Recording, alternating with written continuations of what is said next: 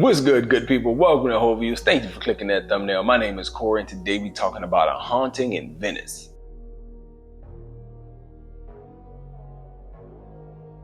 So, A Haunting in Venice is starring Kenneth Branagh and directed by Kenneth Branagh. This is actually the third one in the sequence of movies that he's done like this. He's playing the character Hercule Poirot. I can't pronounce it all the way, but I'm gonna go with that. I'm gonna go with Hercule from here on out. So getting into the movie A Haunting in Venice, I think that the movie kind of telegraphs some things if you're a fan of these, right? I love the whodunits. I love the Knives Out. I love the Glass Onion. I love this set of movies. I enjoyed all three of them. They were positive on all my reviews. But when I think about Haunting in Venice, there were some things in there. And as I watched it, I thought, they're doing this. So immediately when Hercule starts to hallucinate and see things and see people, I said, oh, they're drugging him. I don't see him drinking. I don't see him eating, but they're drugging him some type of way. It has to be happening. I immediately suspected that Tina Fey was involved. I did not think the bodyguard was involved. The reveal of the poison was very cool, unexpected. When they went to the garden part of the movie, I actually thought it was going to be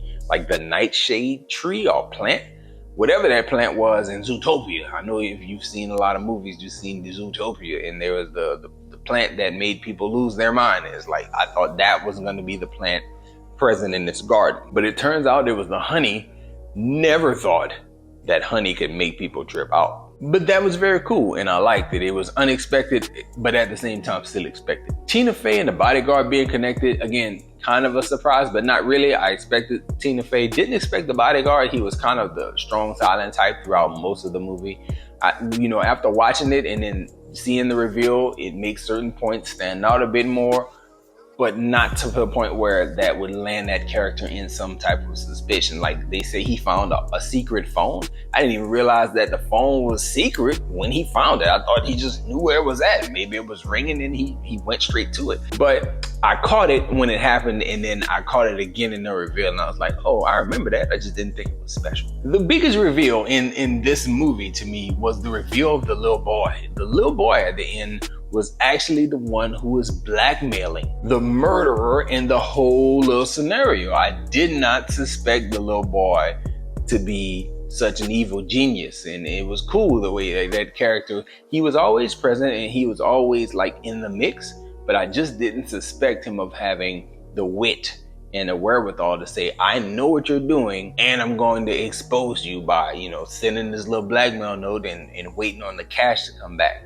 And then using the cash to help his dad. Like, nobility there. I'm not even mad at you all the way. Now, what sets this movie apart, in my opinion, from all the other whodunits and murder mysteries is the subtlety of it. So I like Glass Onion. I like Knives Out. I like the Benoit Blanc character that Daniel Craig plays in the Knives Out and the Glass Onion movies.